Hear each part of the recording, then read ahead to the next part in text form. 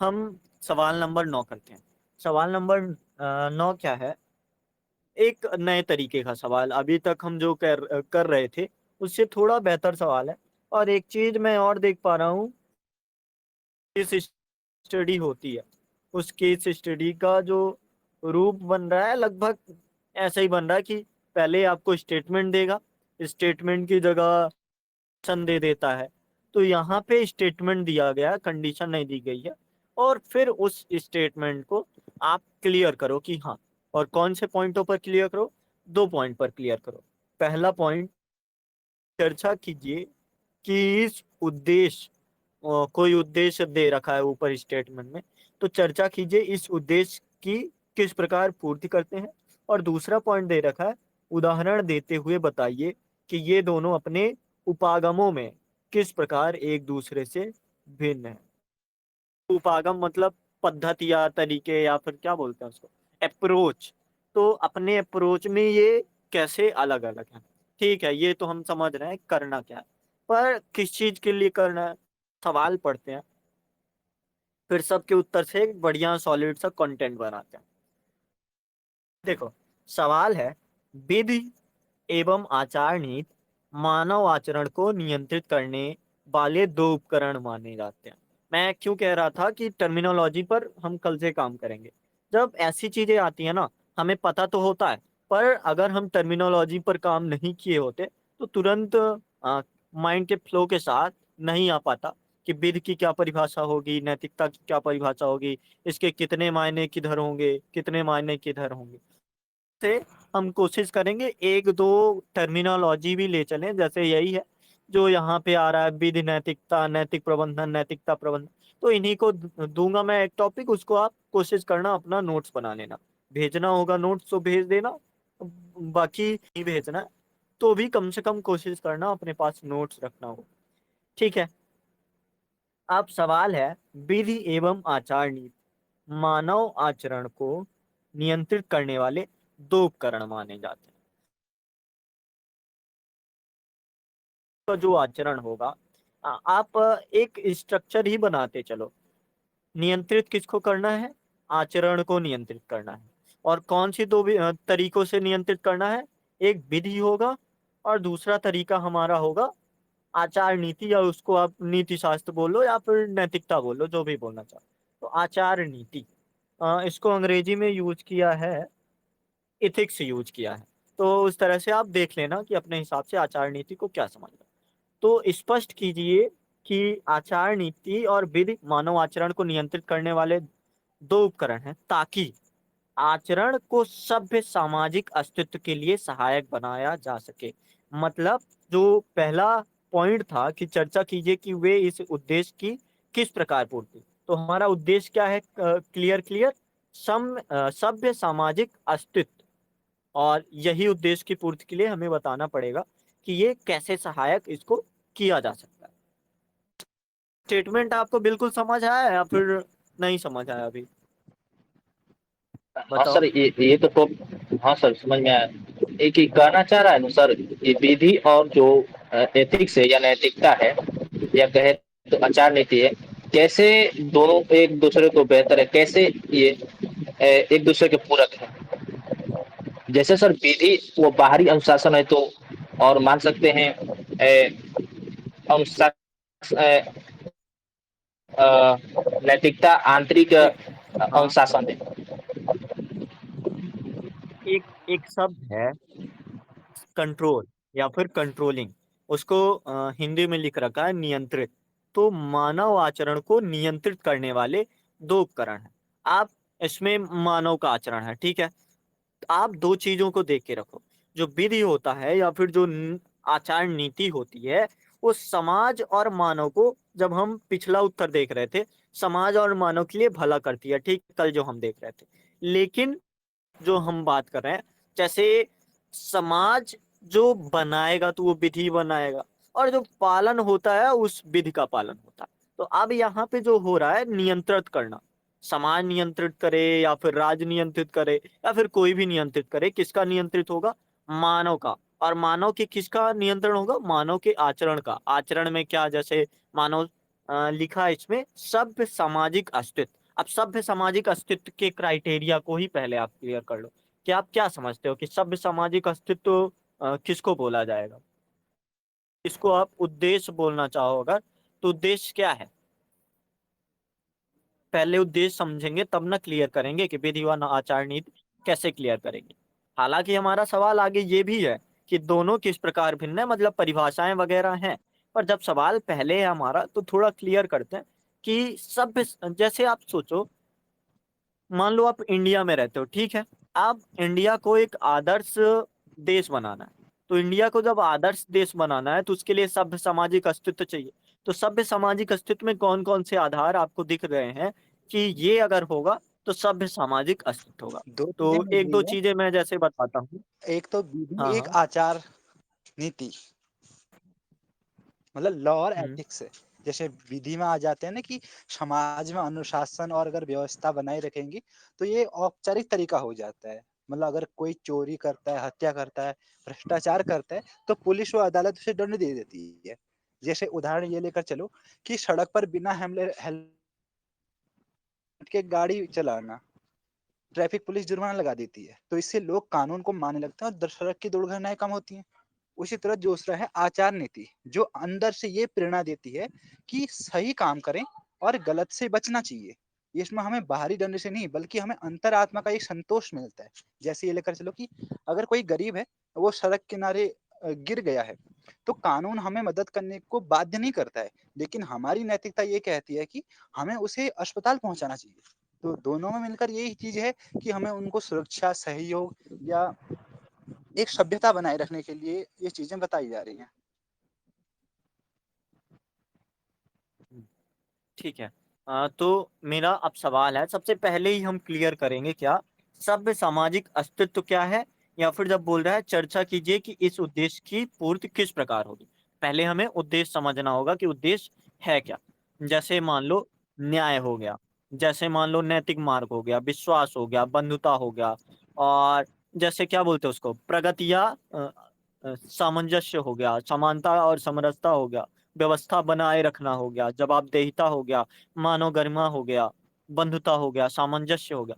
तो चीज देख रहे होगे कि मैं दो तरीके अपना रहा हूँ यहाँ पे। यहाँ पे मैं ऐसी चीजें भी बोल रहा हूँ जो आचार नीति से डील होंगे, और मैं यहाँ पे वैसी चीजें भी बता रहा हूँ जो विधि द्वारा लागू होंगी। और दोनों को साथ मेरा मिलाने का मतलब यही है कि अगर सभ्य सामाजिक अस्तित्व बनाना है तो बिना इन दोनों के मिलाए ऐसा उद्देश्य नहीं बन सकता। अगर केवल विधि विधि से सभ्य समाज बनाने की कोशिश की जाएगी तो केवल विधि विधि से नहीं बन पाएगा। अगर केवल आचार आचार नीति से बनाने की कोशिश की जाएगी तो वो भी नहीं बन पाएगा। तो सबसे पहले उद्देश्य या फिर एक सभ्य सामाजिक अस्तित्व हम कैसे पहचान लेंगे? मान लो एक समाज जो डिक्टेटरशिप दिखा रहा है, तो क्या वो सभ्य समाज माना जाएगा? फिर जैसे भारत को अंग्रेज बर्बर सभ्यता या फिर बर्बर समाज बोलते थे, तो क्या वो सभ्य समाज था? या फिर अगर वर्तमान में लोकतंत्र है, सबकी आवाज मायने रखती है, समरसता है, बंधुता है, समानता है, प्रगति का आधार समावेशी विकास पर है, मानव गरिमा को भी ध्यान रखा जाता है, और जवाबदेहिता जैसे लक्षण, मतलब जैसे विधि जो होता है कानूनों को बनाता है, और जो आचार नीति होता है उन कानूनों को के लिए आपको प्रेरित करेगा एक तरह से। हालांकि अलग अलग है दोनों। विधि का मतलब है कि आपको करना ही होगा, ये चीजें कानूनन है। और नैतिकता में ये स्वैच्छिक भी हो सकता है कि आप उस चीज को मायने रखते हो या नहीं। जैसे चोरी करना जो हो गया कि चोरी नहीं करना चाहिए विधि के अंतर्गत, लेकिन अगर सामने किसी का सामान गिर गया है तो उसे बता देना एक तरह से ईमानदारी या फिर शायद बंधुता का भाव जो भी आए, तो वो आचार नीति है कि जरूरी नहीं था पर हमने ऐसा किया तो वो आचार नीति। तो एक सभ्य सामाजिक अस्तित्व बनाने के लिए ये सारी चीजें कैसे जरूरत होती है, थोड़ा बताओ कोई। क्या लिखा है कि जैसे उदारवादी विचारधारा, उदारवादी मतलब सबका लाभ, सबका साथ, सबका विकास, ठीक है। और क्या अ, होना जिससे हम ऐसे समाज में रहें जिससे उस समाज के लोगों को अपने अनुसार जीने का फ्रीडम हो, मतलब स्वतंत्रता, मतलब स्वतंत्र समाज हो, और नियम हो तो उनको बोझ की तरह नहीं लगना चाहिए। मतलब विधियों का भी बेहतर प्रबंधन हो। तो एक ऐसा सभ्य सामाजिक मतलब इसको मैं 2 तरह से कहना चाहता हूँ। विधियों का नियंत्रण या फिर विधियों का नैतिक नियंत्रण हो और जो आचार नीतियाँ हैं, उनका उपयोगितावादी तक उपयोग हो या फिर उनका भी वैसे ही प्रयोग हो। तो क्या ऐसा कहना सही होगा? यदि कोई टैक्सी चोरी करता है तो विधि उसे दंडित करती है, लेकिन यदि कोई ज़रूरतमंद की मदद नहीं करता तो कानून कुछ नहीं कहता। हाँ, इसको अगर आप वैसे देखना चाहो तो पर्यावरण से जोड़ के देख सकते हैं। पर्यावरण को बचाना हमारा नैतिक कर्तव्य है। मतलब उस तरह से, हालाँकि ये हमारे मूल कर्तव्य में भी आता है, पर जैसे मूल कर्तव्य में आपको पता ही है कि ये दंडनीय नहीं होते, तो उसी तरह से आप इसको रिलेट कर सकते हो। सही कहा, ठीक है। और कोई मतलब मैं सिर्फ़ अभी ये जानना चाह रहा हूँ कि सभ्य सामाजिक अस्तित्व क्या है? क्योंकि जब आप इसको मैं 3-4 क्वेश्चन में रखता हूँ। जैसे एक मनुष्य के अच्छे होने के लिए, या फिर आप समझो अगला हमारा जो सवाल है, सवाल नंबर 10 सवाल है कि नैतिक आचरण वाले तरुण लोग सक्रिय राजनीति में शामिल होने के लिए उत्सुक नहीं होते। तो सभ्य सामाजिक अस्तित्व तो तभी बनेगा ना जब नैतिक आचरण या फिर तरुण लोग राजनीति में शामिल होंगे। तो उसको भी हम शामिल कर सकते हैं अगर करना हो तो। और एक सवाल और यूपीएससी पूछता है कि सभ्य सामाजिक अस्तित्व केवल नियमों से नहीं बनता, बल्कि उन नियमों में क्या बोलते हैं उसको, बहुआयामी दृष्टिकोण भी होना चाहिए। तो वो भी चीज़ हमें समझ आती है कि ऐसा नियम ना बना दे जो आगे के लिए हानिकारक हो। जैसे एक नियम की बात करूँ अगर, LGBTQIA+ ये जो नियम कानून बने हैं, क्या भविष्य के लिए भी इनके लिए प्रासंगिक हैं? तो समझ आता है कि नहीं, थोड़े से तो नहीं है। तो सत्ता के रास्ते में हम मान सकते हैं, पूर्ण शब्द नहीं मानते हैं। तो जब विधि आएगी, तो हमें बताएगी कि हाँ, ये तरह है। लेकिन जब आचार नीति आएगी, उसमें शामिल होगी, तो वो सभ्य सामाजिक अस्तित्व की पुष्टि कर देगी। चीज़ हमेशा लगता है। फॉर एग्जाम्पल, जनरली सोसाइटी ऐसा चाहती है कि 25 ईयर तक बॉय एंड गर्ल की मैरिज हो जानी चाहिए। ये सोसाइटी का रूल है। बट अगर कोई 30 तक शादी नहीं करना चाहता, सोसाइटी को वहाँ भी उस पर्सन को फ्रीडम देनी चाहिए। अब एक तरह से जैसे अपने कामनाओं, जैसे शादी का जो मूल अस्तित्व है या फिर सभ्य समाज में कहा जाता है कि समय से पहले शादी कर ली जानी चाहिए। लेकिन क्या सभ्य समाज तब असभ्य नहीं हो जाएगा अगर वो जबरन बिना इच्छा के शादी करा रहा है? सही पॉइंट रख रहा हूँ। लेस्बियन एंड गे वाला, ये भी पॉइंट है, वही LGBTQIA+। आपसी सहयोग और सहिष्णुता, ये भी पॉइंट है कि जैसे आप एक चीज देखो, हमारा एक SDG है, समावेशी विकास, या फिर उसको हम बोल सकते हैं कि सभी का विकास हो। तो उसमें जब प्रगति का आधार आप तय करोगे, तो जब प्रगति का आधार होगा, कोई समाज किसी नियम से तो नहीं चल सकता, आचार नीति से तो नहीं चल सकता। उस समाज का विकास भी होना चाहिए कि वो समाज GDP में कितना बढ़ गया, आर्थिक रूप से कितना सशक्त हो गया। ऐसी ऐसी चीजें तो होनी चाहिए, इकोनॉमिकल भी वो समाज बेहतर होना चाहिए। तो जो ये चीज है आपसी सहयोग और सहिष्णुता, तो क्या ये सिर्फ विधि द्वारा तय हो पाती है, या फिर इसके लिए हमें आचार नीति भी जरूरी होती है? रूल लो कम हो और इंसान नैतिक ज्यादा हो, तब होगा सभ्य समाज।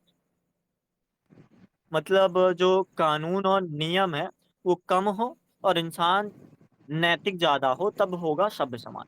या फिर इसी को, जैसे बहुत से टॉपर की कॉपी में मैंने देखा, इसको ये लिखते हैं कि नैतिकता ही कानून हो। तो नैतिकता ही कानून हो तब सभ्य समाज बनता है। तो बढ़िया चीज है, अच्छा। लेकिन सर जैसे आपने सर बताया था इसमें कैसे रूल कम होगा तो नैतिकता अच्छा मानी जा सकती है। लेकिन सर अगर रूल कम होगा तो अनुशासन घट सकता है, कोई रूल का फॉलो नहीं करेगा, ये भी हो सकता है ना सर। हाँ, रूल कम होगा तो अनुशासन घट सकता है। लेकिन गांधी जी की बात याद करो, गांधी जी बोलते हैं कि कोई इंसान तभी नैतिक हो सकता है जब वो पहले से नैतिक है। तो अगर सामने वाले के अंदर जवाबदेहिता है, कर्तव्य बोध है, और आपने रूल बना रखा है, जैसे आप, इस चीज को मैं कैसे क्लियर करूंगा, जैसे आप समझो कि बूढ़े व्यक्ति या फिर जो समाज में वृद्ध व्यक्ति होते हैं, उन्होंने एथिक्स नहीं पढ़ रखा है हमारे जैसे 250 नंबर का उनके यहाँ नहीं है। पर वो सभ्य समाज के अंतर्गत आते हैं। उनको उठना बैठना, किससे कैसे मेल मिलाप करना चाहिए, उसके लिए कोई कानून नहीं है कि सामने आपके घर में कोई आए, उसके रूल नहीं है। वो बस अपने नैतिकता से या फिर आचार नीति से उस चीज को डील करते हैं। तो वही चीज जब मैं ये टॉपर की कॉपी से उठाया हुआ है, कहाँ से था मुझे याद नहीं, जब नैतिकता ही कानून बन जाए तो चीजें ज्यादा बेहतर हो जाती हैं, तो समाज सभ्य बन जाता है। तो ये चीज होती है, इसको आप सोच सकते हो। और कोई पॉइंट बताओ, जैसे मैं थोड़ा सा स्ट्रक्चर बना रहा था, आपको भेजता हूँ।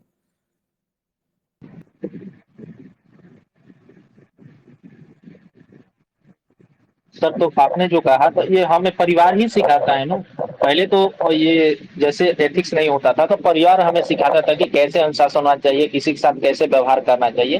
ये परिवार ही सिखाता है और हाँ समाज ही ठीक है। सिखाता है।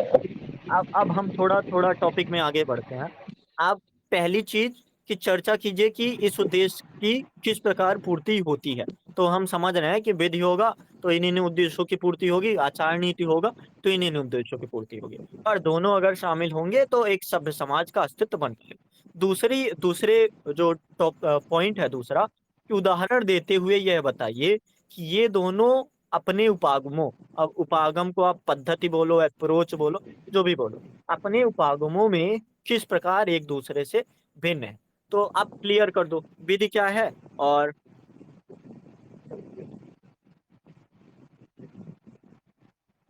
हाँ सर मैं बता दूं। सर शॉर्ट में मैं बताने का प्रयास कर रहा हूँ। विधि वह है जिसमें राज्य द्वारा रूल बनाए जाते हैं, जबकि जो बाहरी भाग होते हैं अनुशासन के, जबकि नैतिकता या आंतरिक वो है जो जो फॉलो करना जरूरी नहीं है, लेकिन हमें और फॉलो नहीं करते हैं और दूसरों को परिवार की सहायता नहीं करते हैं किसी की, तो हमें शर्मिंदा महसूस होता है। यह आंतरिक मूल्य है जो हमें सिखाता है कि ईमानदारी, सत्यनिष्ठा और पारदर्शिता और यस। ठीक है। मतलब आप ये बताना चाह रहे हो कि उदाहरण में कोई भी उदाहरण देके आप बताओगे कि जैसे एक एग्जांपल आप समझो कि मान लो अगला जो सवाल है हमारा वो उसी को हम एग्जांपल ले लेते हैं कि नैतिक आचरण वाले तरुण तरुण लोग सक्रिय राजनीति में शामिल होने के लिए उत्सुक नहीं होते। तो उत्सुक वगैरह को छोड़ दो। आप ये देखो कि जो राजनीति होगा तो मतलब लोकतंत्र का हिस्सा या फिर राजतंत्र में जिसके हाथ में सत्ता है, मतलब जनता का प्रतिनिधित्व। अगर सामने वाला नैतिक नियमों से चलता है, मतलब नैतिक नहीं, विधि से चलता है कि ये चीजें होनी चाहिए, जैसे क्या क्या चीजें, कि नैतिक अधिकार में लिखा हुआ है आर्टिकल 14 से 18 तक समानता का अधिकार दो। फिर उसके बाद जो जो चीजें, तो एक तो वो विधि से चल रहा है अगर वो तरुण है, ठीक है, अगर वो नैतिक है।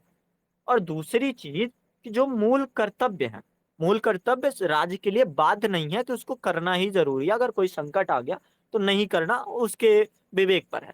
तो अगर वो तरुण है, अगर वो नैतिक आचरण का है, उसमें क्या ये वर्ड है आचार नीति, अगर उसमें आचार नीति है तो वो कोशिश करेगा समाज का भला, या फिर जैसे इन्होंने वर्ड यूज किया था उपयोगितावाद, तो जितना अधिक से अधिक उपयोगितावाद हो पाए उतना बेहतर से बेहतर चीजें व्यवस्थित हो पाए।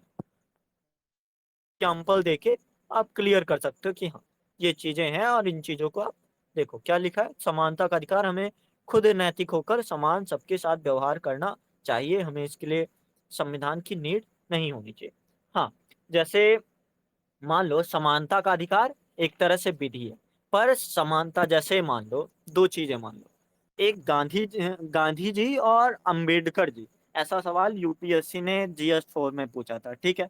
अब गांधी जी की जो बातें हैं वो बातें नैतिकता पर जाती हैं या फिर आचार नीति पर जाती हैं, कि वो बोलते हैं कि समानता अगर लानी है, अस्पृश्यता को हटाना है, तो आपको अंदर से सुधरना होगा, वहां से जो भीतर से चीजें हैं उनको दूर करना हो। लेकिन अंबेडकर जी कहते हैं ठीक है भीतर से सुधरना अलग बात है, पर कानूनन रूप से भी हमें बेहतर होना पड़े। तो ऐसे एग्जाम्पल भी दे सकते हो कि जो यूपीएससी ने प्रश्न में पूछे हैं उसको मैं एग्जाम्पल बना दूंगा, चाहे उसको राजनीति वाला जोड़ो, चाहे गांधी जी अम्बेडकर वाला जोड़ो, चीज हमें समझ आती है कि ऐसा हम कर सकते हैं।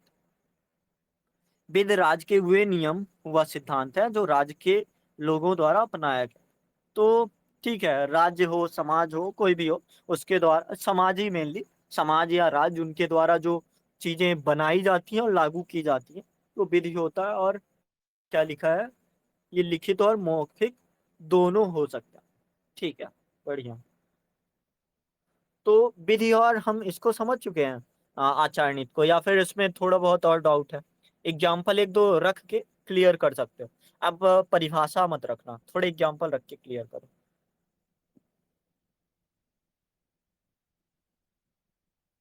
कोई सा एग्जाम्पल बताओ, जो यूपीएससी ने पूछ रखे हैं ना वहीं से चोरी कर लो, हम क्यों ढूंढने जाएं? यूपीएससी जैसा देखना चाह रहा है, हम वही एग्जाम्पल रख देते हैं। मानो आगे का 16 नंबर सवाल है, अगर आपके पास पीडीएफ होगी तो 16 नंबर सवाल में बोल रहा है शिक्षा एक निषेधाज्ञा नहीं है। मतलब शिक्षा को अगर देखो तो हमारा जो मौलिक कर्तव्य भी कहता है, मौलिक अधिकार में भी है कि 6 से 14 वर्ष के आयु के बच्चों को अनिवार्य शिक्षा होनी चाहिए, तो ये तो विधि हो गया। पर अगर आपकी आचार नीति कहती है कि अगर बच्चे शिक्षा प्राप्त कर लेंगे तो वास्तव में वो सभ्य समाज के अस्तित्व को निर्माण कर पाएंगे, तो बस आपको क्या करना है, बस पीवाईक्यू पढ़ते जाओ, सेटल करते जाओ। अगला है 17 नंबर सवाल, सामयिक इंटरनेट विस्तारण ने सांस्कृतिक मूल्यों के लिए भिन्न समूह का मानीशन किया। मतलब आप दो चीजें देखो कि अगर जो विधि होगी, वर्तमान समय में इंटरनेट प्रौद्योगिकी नवाचार की जरूरत है, उसका लागू होना जरूरी है। लेकिन जो आचार नीति होगी वो क्या कहेगी कि सांस्कृतिक आधार पर आप अगर चीजों को बेहतर रखना चाहते हो तो आपको ऐसे नैतिक आचरण या फिर ऐसी आचार नीति रखनी होगी जो समाज का अस्तित्व, जो उसके समाजीकरण से सांस्कृतिकरण से जो उसकी वास्तविक पहचान है वहां से बना है, तो उसको भी बचाए रखना। आप इंटरनेट नवाचार अगर विधि कह रही है कि उपयोग करो तो करो, लेकिन आप जो संस्कृति है उसको छोड़ के मत जाओ। तो बस पीवाईक्यू देखते जाओ और उदाहरण देते जाओ। तो ये है हमारा तरीका, और भी उदाहरण हो सकते हैं आपके तरह तरह के।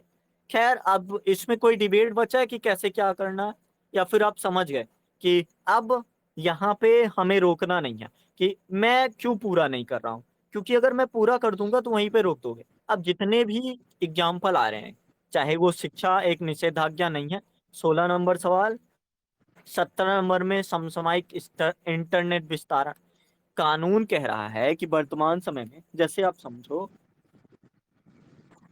एक चीज है, अभी सरकार ने कुछ नैतिक नियम जारी किए, विधियां जारी की कि अगर इन इन क्षेत्रों पे आईटी सेक्टर ज्यादा हो रहा है तो वो साइबर अपराध के मामले में सामने आ रहा है, या फिर ये चीजें हो रही हैं। पर जब आप चीजें देखते हो कि ठीक है इंटरनेट का बढ़ जाना अच्छी बात है, लेकिन ये हमारी सांस्कृतिक जो पहचान है, इसमें लिखा है सांस्कृतिक मूल्यों के एक भिन्न समूह को मानीशन किया, तो वो कर देता है, तो सही बात है। दोनों चीजों का अगर सामंजस्य बना रहेगा तो इंटरनेट भी आ जाएगा सभ्य समाज में, और हमारा जो सभ्य समाज का अस्तित्व है वो हमारी पहचान को नहीं खोएगा। तो ये चीजें हम बता सकते सर सर तो यहाँ यह प्रश्न उठता है कि आपने सर कहा कि इसका नोट्स बनाना है सर, तो इसको कैसे नोट्स बनाया जाएगा? आपने सर समझा तो दिया, समझता रहा है सर, लेकिन अब नोट्स बनाना हो तो वहाँ सबसे कठिन परिस्थिति होती है। हैं। देखो, नोट्स आप कैसे बनाओ, सबसे पहले आप क्या करो कि पॉइंट देखो कि कहाँ कहाँ पे चीजें हो सकती हैं। इसको मैं बोलता हूँ आंसर नोट्स। आंसर नोट में क्या कि सबसे पहले आप देखो सवाल क्या पूछ रहा है। एक चीज बोल रहा है ऊपर, जब स्टेटमेंट दे रहा है बोल रहा है सभ्य सामाजिक अस्तित्व के लिए सहायक बनाया जा सके, मतलब सभ्य सामाजिक अस्तित्व एक पॉइंट है। और दूसरा नीचे बोल रहा है कि इस उद्देश्य को किस प्रकार पूर्ति की जा सकती है। अब आपके पास जितने पॉइंटर हैं, पॉइंटर के साथ उदाहरण है, जैसे न्याय हो गया। अब न्याय के लिए विधि कैसे जरूरी है, जैसे कोई चोरी वगैरह का बता रहा था, तो न्याय कैसे उसमें जरूरी है। और दूसरी चीज कि चोरी तो ठीक है, पर चोरी आप छोड़ रहे हो, पर आप ईमानदार या फिर सत्यनिष्ठ, ये कैसे हो पाओगे? तो वो आचार नीति के आधार पर हो पाता है। तो इसका आप नोट बना लो, एग्जाम्पल देके बना लो। जैसे दूसरा मैंने लिख रखा है नैतिक मार्ग। नैतिक मार्ग में पॉइंट होता है संवैधानिक नैतिकता। तो संवैधानिक नैतिकता को आप कैसे समझते हो? एक संविधान में जो रूल रेगुलेशन है उस पे चलना तो बेहतर है, पर संविधान में जो रूल रेगुलेशन नहीं है, जैसे अभी बात आई LGBTQIA+ वर्ग की, तो वहां पे क्या ये रूल रेगुलेशन है? हालांकि थोड़े बहुत है कि मानहानि वगैरह लगाया जा सकता है, मानव की गरिमा वहां पे संरक्षित करनी चाहिए, लेकिन बहुत से ऐसे भी तरीके हैं कि वो ज्यादा स्पष्ट नहीं है, और अगर वैसा करते हैं, गरिमा तो उनकी कम हुई, मानहानि तो हुई, पर वो दावा नहीं कर सकते कि हमारी मानहानि हुई। तो वो चीजें आप आचार नीति से ही कर सकते हो। तो ऐसे एग्जाम्पल आप रख के चलो, तो वही है कि आप ऐसे ही नोट्स बना सकते हो। दूसरा टर्मिनोलॉजी का, इसमें दो टर्मिनोलॉजी है, विधि और आचार नीति। अब विधि के लिए आप क्या बना पा रहे हो, क्या चीजें रख पा रहे हो? कि विधि पहले तो आपने आसान से लिख लिया, विधि राज द्वारा बनाई और लागू की जाती है। फिर विधि के आप लाभ एक तरफ पूरे तरह से दिखा दिए। फिर विधि की जो कमजोरियां हैं, जो चुनौतियां हैं, उनको रख लिए। किसी ने अगर विधि पे कुछ कोटेशन कह रखा है, बोनापार्ट ने मान लो कह रखा है, या फिर किसी और ने कह रखा है, तो वो चीजें आप समझ लो कि हाँ इनको रख लेंगे।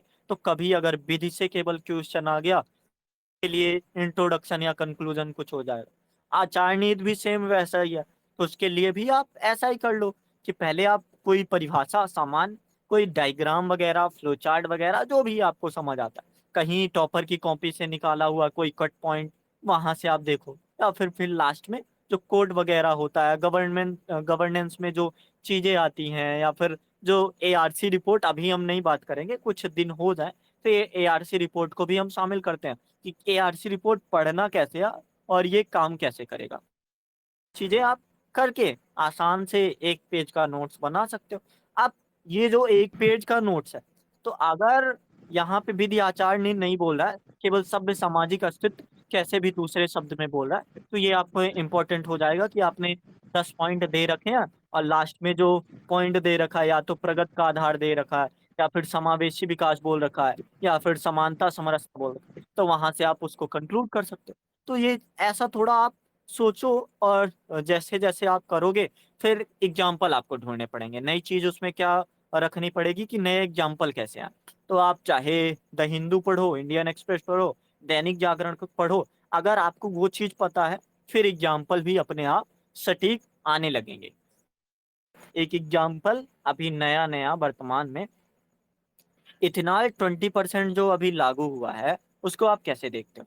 ठीक है, सही बात है, इथेनॉल 20% मतलब पेट्रोल वगैरह जो होगा, ऊर्जा की खपत थोड़ी कम हो जाएगी, चीजें अच्छी हो जाएंगी। पर क्या ये सभी वाहनों के लिए अधिक उचित होगा? तो कुछ विधियों में अगर आप अ, लचीलापन नहीं रखते हो, तो थोड़ी मुश्किलें पैदा, तो विधि के लिए होगा। दूसरा, अगर आचार नीति में देखा जाए, क्या वास्तव में इसका उद्देश्य केवल भारत में ऊर्जा की बचत करना ही था, ऊर्जा को खपत कम करना ही था, या फिर जो हमारे नेताजी हैं, उनके बेटे का एक इथेनॉल का कंपनी चल रही थी, तो उसको 13 करोड़ से 517 करोड़ पहुंचा देना था। तो दो चीजें दिख सकती हैं। तो आप जैसे ही देखोगे कि ये करंट में आ रहा है, वैसे ही अपने नोट्स में ऐड करते चले जाओ। तो ये चीजें होती हैं, ऐसे आप कर सकते हो। ये एक के लिए फायदा नहीं, ये बहुत जगह फायदा करेगा। क्या बोल रहे हो कि क्या एथिक्स के क्वेश्चन में सबके क्वेश्चन के समझने का तरीका अलग हो तो उन आंसर को सही माना जाता है, या इन क्वेश्चन में भी आंसर सबके सेम होने चाहिए? देखो, अब जैसे अभी हमने पढ़ ही रखा है कि जो वैल्यूज हैं, जैसे सब शायद तीसरा या चौथा सवाल हमने किया था, जो वैल्यूज हैं या फिर जो मूल्य हैं, वो समय व परिस्थिति के हिसाब से बदलते हैं। तो अब आप बताओ कि जो एथिक्स है, एथिक्स के क्वेश्चन है, तो डिमांड अगर अलग आ रही है, तो उसको बताने का तरीका भी अलग आएगा। तो वही चीज है, क्वेश्चन से ही समझ लो कि UPSC क्या जानना चाहता है। तो यही हमारा तरीका समान सा होता है, कि ऐसी चीज है। अब सवाल नंबर 10 पे आए हम, हो गया ये सवाल नंबर 9। हाँ दे। अब अभी ज़्यादा स्पीड में हूँ या फिर अभी आराम से चल रहा हूँ? हाँ, ठीक है सर। हाँ, ठीक है। हाँ, आपसे ही पूछ रहा हूँ न्यूटन। अभी ठीक है ना? अब धीरे चल रहा हूँ या फिर स्पीड अगर बढ़ जाएगी तो बताना। अब हम ये आंसर हालांकि मैंने लिख रखा है, तो इसको मैं भेजता हूँ और फिर उस पे बातें करते हैं, ठीक है? एक सेकंड। सर कहने का मतलब है कि आपने जो क्वेश्चन दिया तो क्वेश्चन को ही अगर देखें तो क्वेश्चन को ही नोट्स तो बना सकते हैं सर ना? हाँ, कहने का मतलब यही है कि क्वेश्चन ही आंसर का आधार हो सकता है, तो उसी को पकड़ो और वहीं से एग्जाम्पल इकट्ठे करो। अगर जैसे हिंदी लिटरेचर का बहुत लोगों का होता है, तो वहाँ पे जो क्वेश्चन आ रखे हैं, क्वेश्चन को आप कैसे समझते हो और कैसे डील करते हो, वो आपके हिसाब से है। तो जब यूपीएससी बोल रहा है तो क्यों ना हम एक सेकेंड, जस्ट मैं फोटो भेजता हूँ, फिर इस पे बातें करते हैं कि जो तरुण लोग हैं, तरुण वर्ड ही यूज है ना? तरुण वर्ड समझाओ तब तक आप लोग, तरुण वर्ड क्या होता है? तरुण।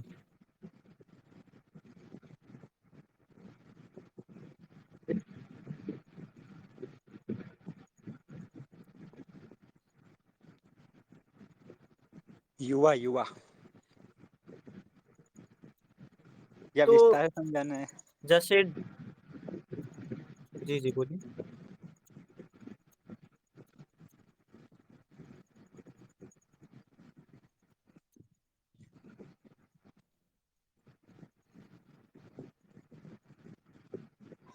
युवा किशोर पॉलिटिक्स में सर झूठे झूठे वादे किए जाते हैं, नैतिक व्यक्ति झूठा वादा नहीं कर सकता, जो कर रहा झूठा वादा वो नैतिक नहीं हो सकता। ठीक है, ये तो है ही हमारा पॉइंट, पर जो क्वेश्चन की मेन डिमांड है, सबसे पहले हम डिमांड समझते हैं। नैतिक आचरण वाले मतलब जिनके अंदर वैल्यूज होंगे, सिस्टम होंगे, सिस्टम से चलने का, या फिर लोगों के दुख को समझ सके, सहानुभूति होगी, या फिर और भी चीजें बेहतर होंगी। तो जो तरुण लोग होते हैं, नैतिक आचरण वाले तरुण लोग सक्रिय राजनीति में शामिल होने के लिए उत्सुक नहीं होते। उनको सक्रिय राजनीति में प्रेरित करने के लिए उपाय सुझाइए। तो आपको क्या लगता है? तो आप समझ पा रहे हो कि एक बात आप देखो कि सक्रिय नहीं होते मतलब क्लियर होता है।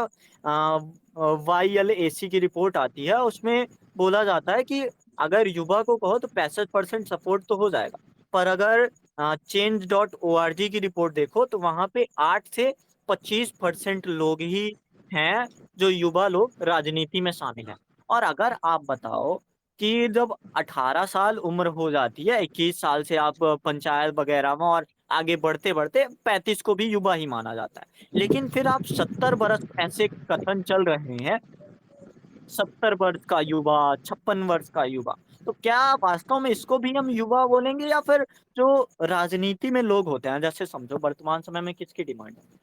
प्रौद्योगिकी की, नवाचार की, नए नए तरीके की, इन सारी चीजों की डिमांड है। तो आप जो 70 साल का इंसान होगा, भले वो प्रधानमंत्री हो, जो भी हो, भले उसमें रुचि हो नई चीजों को सीखने की, पर जितना बेहतर 25 साल का, 35 साल का युवा व्यक्ति नवाचार को समझ पाएगा, जितने बेहतर तरीके से डील कर पाएगा, उतना अच्छा तो 70 साल का इंसान जो पुरानी चीजों से निकल कर आया है वो तो नहीं कर सकता। तो ठीक बात होती है, समझ आता है। ठीक है, रिपोर्ट वगैरह हालांकि इथिक्स में यूज नहीं किया जाता, बस मैंने अभी जब दोबारा देख रहा था, मैंने जस्ट ऐड किया कि क्यों ये बात है, तो इसको पॉइंट को अगर क्लियर ही करना है तो थोड़ा रखते हैं।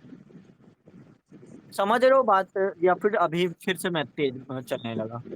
अभी मैं क्वेश्चन को पढ़ना ही शुरू ही नहीं किया, बस मैं समझ रहा हूँ। सोसाइटी में जो बड़े होते हैं वो वैल्यू नहीं देते, तो तुम्हारी एज ही क्या है? ठीक है, गुड पॉइंट। एक तरह से घर से ही प्रोत्साहन नहीं मिलता, ऐसा आप कहना चाह रहे हो कि वो लोग उत्सुक नहीं होते क्योंकि उत्सुकता उनकी जाहिर नहीं की जाती। वर्तमान समय में अगर क्रिकेट क्रिकेट को आप खेल की तरह देखो, क्रिकेट को प्रोत्साहन मिल रहा है तो लोग शामिल हो रहे हैं। लेकिन अगर राजनीति को भी प्रोत्साहन मिले, जैसे YLAC की रिपोर्ट है कि युवा से पूछा गया कि अगर आपको सपोर्ट मिले तो आप चलोगे, तो 65% लोग कहते हैं हाँ चलेंगे। तो ये अच्छा पॉइंट है, बढ़िया। सर यह इसमें तो हम महात्मा लोगों के गांधी साथ ने सबसे ज्यादा। सर इसमें महात्मा गांधी के ऊपर हाँ चल सकते। महात्मा गांधी ने कहा था कि हमें राजनीतिक में युवाओं को भी भागीदार लेना चाहिए, भागीदारी करना चाहिए, ताकि समाज के साथ साथ राष्ट्र का भी निर्माण अच्छे से निर्माण हो सके। और युवा राजनीतिक में नहीं आते हैं तो राष्ट्र को और अच्छे से बेहतर तरह नहीं बदला जा सकता। ये हम कंक्लूजन में बात रखेंगे, इसको आप जरा सा लिख के रखना अपनी कॉपी में। अभी बस हम ये समझ रहे हैं कि लोग रोचकता क्यों नहीं दिखाते। तो एक पॉइंट मुझे समझ आया कि लोगों को या फिर जो युवा लोग हैं, तरुण लोग हैं, उनको प्रोत्साहन नहीं मिलता।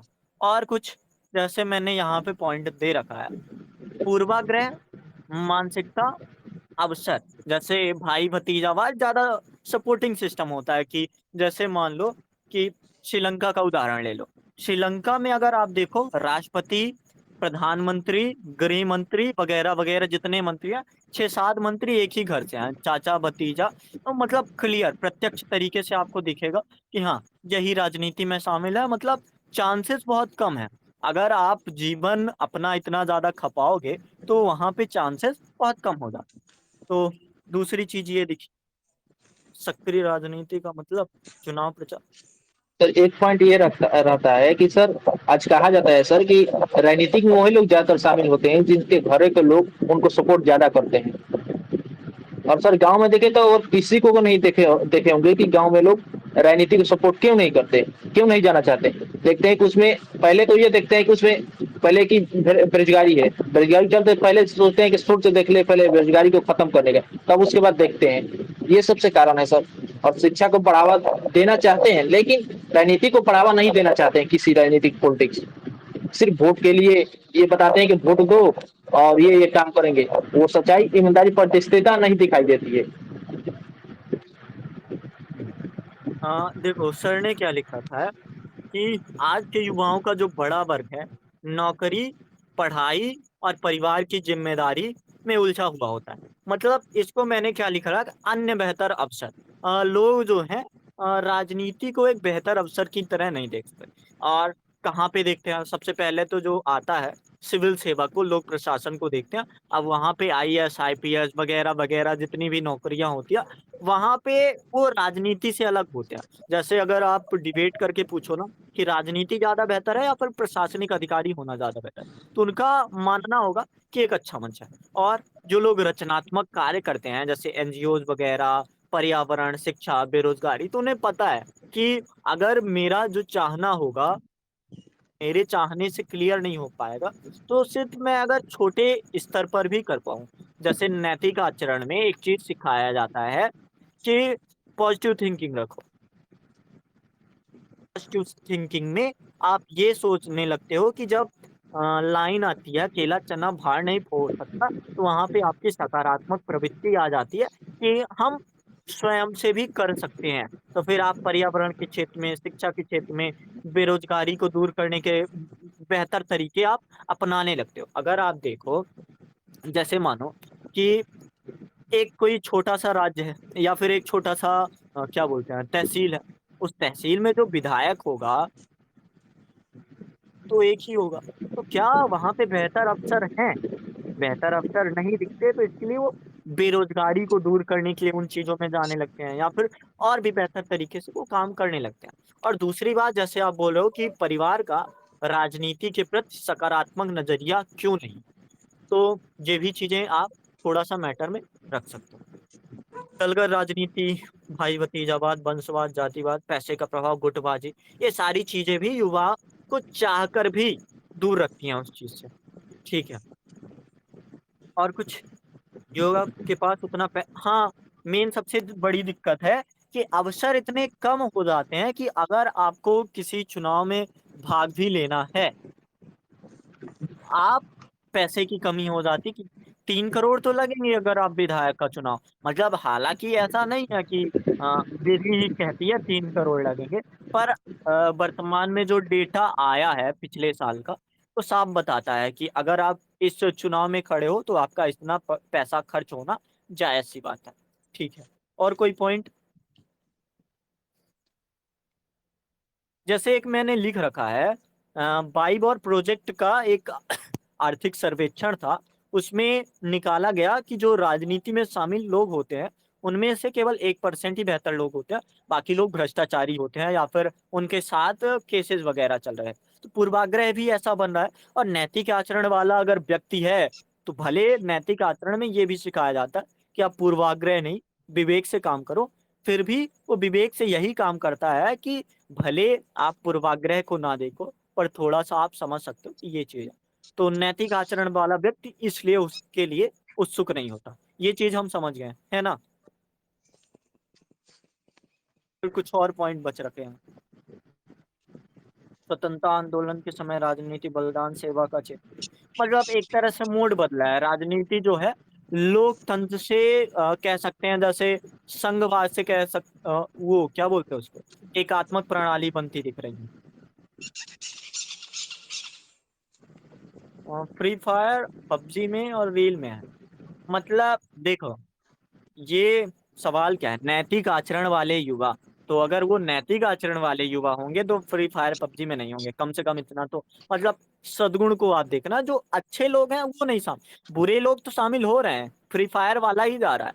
अगर आप बहुत सारे क्या बोलते हैं विधायकों को देखोगे या फिर बहुत सारे लोगों को देखोगे, अभी जैसे एक कांड हुआ हाईवे पे, अभी बहुत सारे ऐसे केस, अभी एक वीडियो वायरल हुआ विधायक का।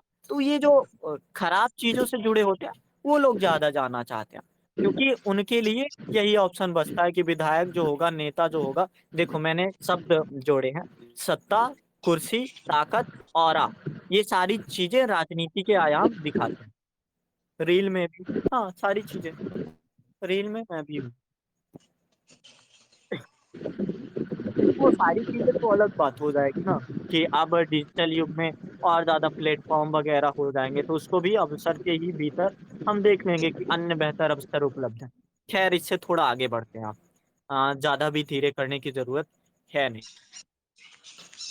एक पॉइंट हालाँकि मैंने लिखा ज़रूर है, पर ये क्वेश्चन की डिमांड नहीं है। क्यों डिमांड नहीं है? आप फिर से क्वेश्चन पढ़ के देखो। नैतिक आचरण वाले युवा राजनीति में शामिल हो होने के लिए आगे आने के तैयार नहीं हैं। उन्हें आगे आने के लिए प्रेरित करने के लिए सुझाव दें। तो ये ज़रूरी नहीं था कि मैं कारण बता दूँ कि उससे होता क्या है। तो लेकिन मैं कारण रख रहा हूँ और इसके लिए मुझे सराहना भी मिली। तो मुझे लगता है कि ठीक बात है, बता देना थोड़ा ज़रूरी। क्या-क्या कारण प्रभाव हो सकता है? अनैतिक आचरण, पूंजीपति वर्ग, नेता संबंधी वर्ग ही उससे जुड़े होंगे, और जब उसी से जुड़े होंगे तो ये जो भाई-भतीजावाद है, पूर्वाग्रह है या फिर वो जो मानसिकता है, स्थायीपना है, वो बना ही रहेगा। एक चीज़ वो दिखती है। दूसरा, हर वर्ग का कमज़ोर होना, 1-2 वर्ग का अच्छा होना, सुधार प्रक्रिया को बिगाड़ देता है। और ये सबसे खतरे की चीज़ है किसके लिए? लोकतंत्र के लिए। सरकार की स्थिति व देश की स्थिति में विपरीत परिणाम दिख सकता है। अगर आप उसको देखना चाहोगे तो वो उतना बेहतर तरीके से नहीं दिखता। अगली चीज़ क्या लिख रखी है? विकास गति चुनावी समय में भी तेज़ होती है। मतलब आप देखोगे, हिस्सों में ऐसे लिखना चाह रहा था कि जो चुनाव होता है, 1 साल का होता है, बाकी 4 साल तो राज होता है। जैसे आप देखो कि एमपी में एक योजना चलती है, लाडली बहना योजना। अब लाडली बहना योजना में एक जो दूसरे दल का इंसान है, क्या बोल रहा है कि लाडली बहना में अगर हम सत्ता में आए 3,000 देंगे। एक बोल रहा है हम 2500 देंगे, साथ में वादा भी करेंगे, बोनस वगैरह। तो ये चीज़ें क्या है कि 4 साल तो आपने कुछ अच्छा नहीं किया, लेकिन जब चुनाव का समय नज़दीक आया, तो आप काम करने लगे। ये प्रभाव दिखता है। तो मैं प्रभाव दिखा के बोलना चाह रहा था, मतलब थोड़ा-सा प्रेरित करना चाह रहा था कि अगर आप नैतिक आचरण में हो ही, युवा हो ही, तो राजनीति में सक्रिय हो जाना, भले वहाँ पे सफलता मिले ना मिले, एक तरह से आपके लिए लाभकारी है। तो वो चीज़ है। लेकिन सर लेकिन सर ये हाँ, पॉजिटिव भी लेकिन हो सकता है नो, ये पॉजिटिव भी हो सकता है नो, कि अगर कोई सरकार जैसे बोलती है कि हम ये करेंगे, जैसे सर कोई भी सरकार कहती है कि मोदी सरकार या कोई भी सरकार हो, नाम नहीं लेना चाहता, तो वो कहती है कि मैं ये करूंगा, देश को ये बनाऊंगा, रास्ता बनाऊंगा, अगर वो काम कर दिया है तो ये कैसे इसको देख सकते हैं सर? और केजरीवाल सर अ, बोलता है कि दिल्ली में ये शिक्षा, केजरीवाल सरकार बोलता है कि दिल्ली में मैंने शिक्षा व्यवस्था अच्छा कर दिया है, ये मान सकते हैं कि अच्छा कर दिया है, ये तो एक पॉजिटिव देखो वे में देख मैं सकते हैं। मैं इसी को पॉजिटिव से नेगेटिव बनाता हूँ, ठीक है? आप देख सकते हो, बिल्कुल देख सकते हो। लेकिन इसमें एक वर्ड यूज़ किया गया है, तरुण। वैसे ये कर देता, युवा वर्ड यूज कर देता, या फिर कम उम्र के या फिर योग्य, ऐसे शब्द यूज कर सकता था। तो इसने यूज किया तरुण। अब आप समझ के, अरे केजरीवाल जी हैं, शिक्षा पद्धतियां लाएंगे, ठीक है, बेल्जियम से उनकी शिक्षा पद्धति चल रही, लेकिन जो हमारी शिक्षा पद्धति चलनी चाहिए बेहतर तरीके से, एनईपी 2020 के आधार पर चलनी चाहिए। पर एनईपी 2020 को लागू होने में ही ये 2025 क्यों लग गया? क्या ऐसा समझा जा सकता है कि अगर युवा लोग नहीं होंगे, तो इसमें सक्रिय वर्ड भी यूज किया गया। युवा किस चीज का प्रतीक होता है? युवा प्रतीक होता है सक्रियता का, कि वो एक्टिव होगा। और अगर वो नैतिक आचरण वाला युवा है, तो उसकी एक्टिवनेस बहुत जल्दी, जैसे मान लो उज्ज्वला योजना 2018-19 में आई, लेकिन वो बेहतर तरीके से क्रियान्वयन कब कर पा रही? वर्तमान समय में। तो यहाँ पे किसकी कमी थी? सक्रियता की कमी थी। तो जो युवा होगा वो पूरी चीजें देखेगा, उसको दूरगामी परिणाम भी दिखेंगे। क्या दूरगामी परिणाम दिखेंगे? कि 900 रुपए की आप उज्ज्वला योजना दे रहे हो, तो ये बताओ, जो गरीब 50 रुपए या फिर 100 रुपए की लकड़ी में पूरा महीना काट देता है, तो 900 रुपए में केवल 2 महीने क्या उसके लिए उज्ज्वला योजना चलाना अच्छा रहेगा?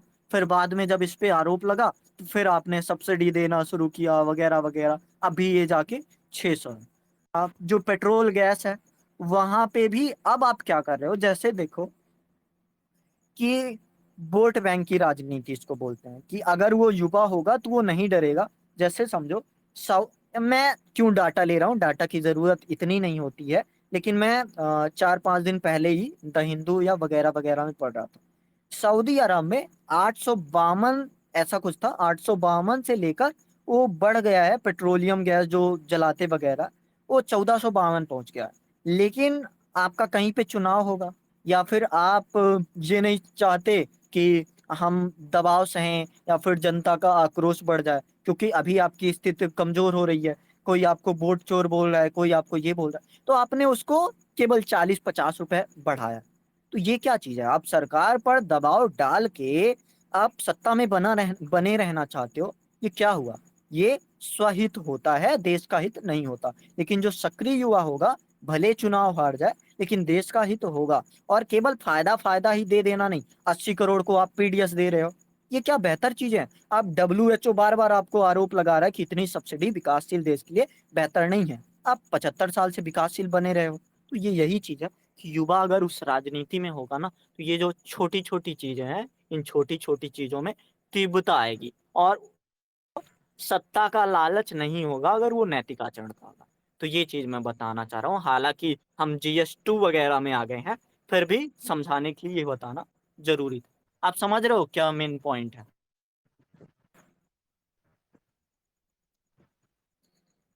वो नहीं चाहते हिंदी वाले पास हो। हाँ, ये भी कह सकते हैं, पर इसको हाँ आप सर, समझ लो। आपने तो हाँ बोलो। सर जैसे आपने कहा कि डब्ल्यूएचओ बोल रहा है कि भारत विकसित होना चाहिए, 75 साल तक बोल रहा है डब्ल्यूएचओ। तो हमें 80 करोड़ जो भारतीय किसान, सॉरी सर, जो गरीब लोग हो, 80 लाख लोग, सॉरी फैक्ट याद नहीं है सर, जो लोग हैं उनको भारत सरकार दे रही है सब्सिडी, सब चावल दे रही है, राशन। तो क्या सर हमें इतने भारत में उतने विकसित नहीं हुए कि हम लोग उतना उनको अच्छी स्किलफुल बना सके? तो हम तो शिक्षा में तो बढ़ावा तो दे रहे हैं सर, लेकिन स्किलफुल बढ़ावा देकर, क्योंकि हम लोग तो उतना धनी भी नहीं है भारत की कि उस लेवल तक बढ़ाया जा सकते हैं। ठीक है। इस चीज को जैसे अगर हम समझें, तो ऐसा समझो आप, कि जब आप समझा रहे हो चीजों को, तो किस आधार पे समझा रहे हो? एक यूपीएससी में एक बार सवाल फिर से रिपीट करो जरा, कोई प्रश्न मेरे दिमाग में तैरा था अभी।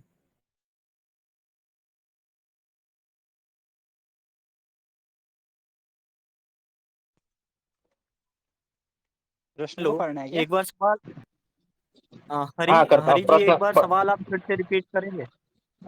ठीक ठीक करता हूँ।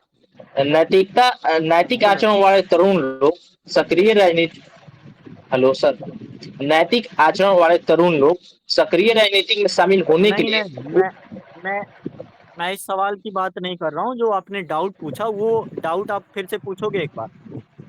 हम्म हम्म कहने का मतलब है सर कि मैं बोल रहा था कि जो डब्ल्यूएचओ बोल रहा है कि सर कि भारत 75 सकते वही विकसित 75 विकसित है तो फिर वही सर बोल रहा है कि डब्ल्यूएचओ क्यों भारत इतना गरीब है सर कि वहां पर सब्सिडी अगर नहीं दिया जाए तो भारत के किसान खुद मर जाएंगे या कहे तो सब्सिडी के तौर पर यार वो चावल गेहूं दे रहा है दाल दे रहा है चावल गेहूं दे रहा है तो और भारत के किसान के पास और गरीब के पास ये चावल गेहूं नहीं पहुंचता सिर्फ पैसा पहुंचा या पैसा भी दे रहा है सरकार तो अगर नहीं पहुंचा तो भारत एक बैगे किसान तो एकदम मर जाएंगे सर अगर उनको कैसे शिक्षित बनाया जाए वो पहले से इतने बूढ़े हैं उनके पास स्किल नहीं है वो सिर्फ मजदूरी करते हैं तो उसको कैसे बेहतर बनाया जा सके तो भारत सरकार को ये तो अभी ठीक नहीं कर रही है। बिल्कुल सटीक सवाल पूछ रहे हो कि यार जब हमारा एसडीजी है, एसडीजी 1 है, एसडीजी 2 है, शून्य भुखमरी हो, गरीबी ना हो, सारी चीजें हैं, तो आप कैसे बोल सकते हो कि हम सब्सिडी ना दें, 80 करोड़ जनता को पीडीएस ना दें? नहीं बोल सकते। पर एक एथिक्स में सवाल पूछता है कि लोगों को धन दे देना या फिर लोगों को चीजें दे देना से बेहतर है लोगों को सिखा देना कि चीजें कैसे कमाई जा सकती। ऐसा सवाल शायद ऐसे में पूछा था या एथिक्स में पूछा था। पर बात वही है कि जब आप चीजों को सब्सिडी के रूप में देना चाहते हो उसको बोलते हैं हम मुफ्त के रेवड़ी। जैसे आप समझो, मैं एक एग्जांपल से समझा रहा हूँ। जो लाडली बहना योजना है, 1200 रुपए, 1250 रुपए महीने का आता है, ठीक है। अब महीने का आता है पर कैसे आता है कि एमपी सरकार विदेशों से कर्ज लेके वगैरह वगैरह बोझ से जैसे भी दे रही क्योंकि सत्ता में बनी है, ठीक है। लेकिन कम से कम आप इतना कर सकते थे कि जो भी आपके पास टैलेंट है, जैसे सिलाई बुनाई या फिर जो भी छोटे छोटे काम, तो आप महीने में वो छोटे से काम करो, छोटा सा टास्क होगा, उसके बदले में आपको आमदनी होगी। अब अगर आप ज्यादा बड़ा काम करते हो तो बहुत ही बढ़िया तरीके से, जैसे अभी मैं पढ़ रहा था हिंदू में पर गए थे, वहां से हम लगभग 150 मिलियन आसपास के हिसाब से पेट्रोल की जो उपयोगिता है उसको कम कर पाएंगे। तो गोबर गैस का ही आप कर लो, ऐसा कुछ कर लो। तो जो 1250 आप मुफ्त में दे रहे हो उसके आप थोड़ी यूजेस कर लो। तो ये चीजें हैं कि जब आप कमाना सिखा देते हो ना तो इंसान बेरोजगार नहीं होता। और जब आप मुफ्त में चीजें देना शुरू कर देते हो तो वो चीजें बनी ही रहती हैं। तो वो जब युवा लोग आएंगे तो युवा लोगों के अंदर वो थिंकिंग, वो रचनात्मकता, वो सारी चीजें शामिल होंगी। लेकिन जो लोग थोड़ा उम्र में अधिक हैं, 50, 56, 70, 75 सारे लोग हैं, जो लोग 93, 94, कोई लिमिटेशन नहीं की गई है। आप न्यायाधीश का तो लिमिट कर देते हो, आप वगैरह वगैरह को तो लिमिट कर देते हो, पर इनकी कोई लिमिट नहीं है। तो वही चीजें होती हैं कि एक नए भारत के लिए, नया भारत नाम तो सुना ही होगा, तो एक नए भारत के लिए नया तरीके का मस्तिष्क भी चाहिए। तो वो युवा की वहां पे सक्रियता या भागीदारिता आवश्यक हो जाती कि वो चीजें करेगा, सब्सिडी देगा, पर सब्सिडी के बदले वो आपसे वैल्यूज लेगा, मुफ्त की चीजें वो देने की कोशिश नहीं करेगा। जैसे आप में भी, जैसे एक केस स्टडी आप समझ लो, एक आर्थिक सर्वेक्षण हुआ स्टडी आईक्यू में मैं सुन रहा था, उसमें ये डेटा निकला कि लगभग 85% लोग अब शिथिल हो जाना चाहते हैं। उनको किसी और के, जैसे आप समझो यूपीएससी में किसी और के नोट्स चाहिए, किसी और का लिखा चाहिए, कोई और लिख के बता दे, कोई और चीजें करा दे, सरल सरल चीजें हो जाए, नहीं करना चाहता। आप रोजगार में देख लो कि हमें सरकारी नौकरी चाहिए। जैसे अगर कोई प्राइवेट नौकरी है ना, आपने घर परिवार में सुना होगा कि आराम की नौकरी है, कुछ ज्यादा काम नहीं होता है, रुपए कम देते हैं, ठीक है। क्या बात हुई, जब आप युवा हो, आगे बढ़ ही नहीं पा रहे हो, आप सिर्फ आराम के लिए अपना जीवन बिता रहे हो, तो ये चीजें अच्छी नहीं है। तो वो चीजें समझ आती है कि हाँ ये जरूर है। हालांकि टॉपिक से हम बहुत ज्यादा GS 2 को भी ले आए, GS 1 को भी ले आए हैं, GS 3 भी बीच बीच में था, लेकिन अब थोड़ा फिर से टॉपिक में लौटते हैं। एक बार कंक्लूड करता हूँ कि नैतिक आचरण वाले जो युवा होते हैं या फिर तरुण लोग होते हैं, सक्रिय राजनीति में शामिल होने के लिए उत्सुक नहीं होते। तो सबसे पहले प्रोत्साहन नहीं मिलता, पूर्वाग्रह बना रहता है, वो मानसिकता थोड़ी बनी रहती है कि जो राजनीति है बेरोजगारी के समान है। अक्सर जो बाध्यता होती है, भाई भतीजावाद वगैरह वगैरह, वंशवाद, वो सारी चीजें चलती रहती हैं। राजनीति का मतलब सिर्फ भाषण बन जाता है और भाषण से ही सत्ता जीती जाती है। और जो युवा लोग हैं उनके पास अन्य बेहतर अवसर भी हैं कि कोई सिविल सेवा में चला जा सकता है, कोई रचनात्मक कार्य कर सकता है। एनजीओ वगैरह में अगर नैतिक आचरण का ही है, सक्रिय ही है, तो ऐसे बहुत सारे फाउंडेशन है। और वर्तमान समय में सोशल मीडिया वगैरह है, ये चीजें एक तरह से ऐसा कंटेंट बना देती हैं कि आप अ, राजनीति को उतना बेहतर ऑप्शन नहीं मानते इनके परिप्रेक्ष्य में, कि इसकी अपेक्षा ये चीजें बेहतर। दूसरी चीज किसके कारण क्या होगा, हालांकि ये पॉइंट जरूरी नहीं है, इसको अभी छोड़ते हैं, बाद में इसको समझते हैं। तो अगर हम इन्हें लाते हैं राजनीति में, उन्हें आगे लाने के लिए प्रेरित करने के सुझाव देने होंगे। तो सबसे पहले शायद परिंदे जी ने बोला था कि पैसे लगते हैं, रुपए लगता है। तो मैंने पॉइंट ही एक लिखा है कि चुनाव के लिए रुपए लगे ही ना, परिवार द्वारा प्रोत्साहन मिला, जो हमने चुनौती बना रखी है वो चुनौती बताए, समाज का सहयोग मिले। समाज जैसे आप समझ लो कि आप अपने गांव में बहुत बढ़िया काम कर रहे हो, ठीक है, आप अपने गांव में बहुत बढ़िया काम कर रहे हो, लेकिन कोई जो बाहर का नामी व्यक्ति आ गया, चाहे वो सेलिब्रिटी हो चाहे और कोई हो, आप जितने देखोगे सेलिब्रिटी, खेल वगैरह से यही सारी लोग जुड़ते हैं। तो जो गांव को जानता है, आपके समाज को जानता है, वो या तो हो सकता है अराजकता हो जाए, अगर वो नैतिक आचरण का है तो उसकी चीजें अच्छी होंगी। लेकिन आप देखो समाज किसको सहयोग देगा, समाज तो उसको सहयोग देगा ना जिसका नाम बना हुआ है। ऐसा राजनीति में चलता है कि हमारे बाबा परदादा बीजेपी को देते थे तो हम बीजेपी को देंगे, हमारे बाबा परदादा कांग्रेस को देते थे तो हम उन्हें ही देंगे। तो ऐसी चीजें हमें दिखती हैं कि समाज का सहयोग थोड़ा कम होता है। वास्तविक राजनीति में लोकतंत्र के लाभ बताना थोड़ा जरूरी है, कि एक जैसे स्थानीय सरकार का होना, आप बड़े लेवल पर ना जाओ, कम से कम आप पंचायत स्तर पर आप अपने आप को अगर मजबूत कर पा रहे हो तो वो चीजें आपको प्रोत्साहित करेंगी। ये सारी चीजें समझ आता है। कुछ और वगैरह पॉइंट देने हो आपको तो बताओ, नहीं तो बस आज का हो गया। सर एक पॉइंट ये है कि राजनीति को हम लोग सिर्फ ये देखते हैं कि हम लोग राजनीति में पहुंच, अगर राजनीति में अगर पाँव रखते हैं तो ये देखते हैं कि राजनीति में पहुंच पाएंगे कि नहीं पहुंच पाएंगे, ये एक सबसे बड़ा कारण बना रहता है। या कहे तो जीत पाएंगे कि नहीं जीत पाएंगे, क्योंकि आप कितना भी अच्छा काम कर लें, राजनीति में आपको झूठ बोलना पड़ता है, और सच के आधार पर अगर राजनीति में काम करते हैं, कुछ भी काम करते हैं, तो आपको लोग किसी तरह बर्बाद करने या उत्सुकता असत्य की ओर ले जाने का प्रयास करेंगे कि आपने नहीं किया, ये करके कुछ। तो अब कोई डाउट बचा है इस 10वें सवाल में? राजनीति व्यक्ति की नैतिकता का ह्रास करती है। तो मतलब आप ये कहना चाहते हो कि प्रेरित हम ऐसे करेंगे कि राजनीति जो है, मतलब ये भाई भतीजावाद वाली राजनीति या फिर कुंठित राजनीति नैतिकता का ह्रास ना करे, तो नैतिक लोग शामिल हो जाए। या फिर नैतिक लोग ऐसे इस प्रकार की राजनीति बना ले कि राजनीति व्यक्ति का ह्रास नहीं बल्कि नैतिकता का उत्थान करे, मौलिक कर्तव्यों को वो थोड़ा आवश्यक बनाए। ठीक है, बढ़िया। बड़े भाई राजनीति में एमएलए वाले वो लिखते हैं कि जो युवा राजनीति से दूर भागते हैं उसका भविष्य किसी और की हाथ में होता है। हाँ, वही बागडोर संभाल लेते हैं वो, ये तय करने लगते हैं कि एसएससी का पेपर फिर तबेले के बगल में होगा, या फिर और भी बड़ी बड़ी चीजें कि टीसीएस एग्जाम कराएगा जो है अच्छा, या फिर जो फ्रॉड वाले हैं वो कराएगा। तो ऐसी चीजें होती हैं, फिर युवा लोग सोचने लगते हैं कि हाँ, ये चीजें नहीं। आप वैसे पूछ लो, टाइप करके पूछ लो।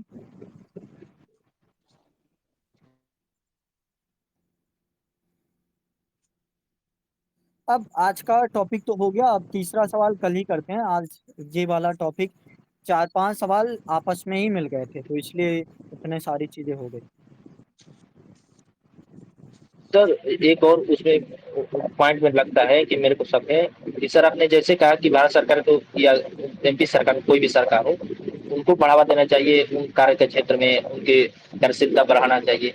लेकिन सर एक प्रश्न है कि अगर सभी लोगों को अगर इस तरह बताने का प्रयास करेंगे तो सभी लोग शामिल एगो तो नहीं होंगे। दूसरी बात कि सभी लोग की उस व्यवस्था नहीं है कि सभी लोग वहां पर पहुंच अच्छी हो, क्योंकि वो उतना व्यवस्था भी नहीं है। ये तो हो सकता है सर, क्योंकि मैं नकारात्मक लगता है कि मैं नकारात्मक लेकर जा रहा हूँ। देखो जैसा भी ले जाओ, हम अब कल करते हैं। अब थोड़े सवाल आप अपने भी साथ रखो, सारे सवाल को क्लियर करना जरूरी नहीं है। अब जितना आप अपने साथ सवाल रखोगे उतना बेहतर होगा, ठीक है। बाकी चीजें हम कल करते हैं, कल अगला टॉपिक करेंगे और बेहतर तरीके से समझेंगे कि क्या है।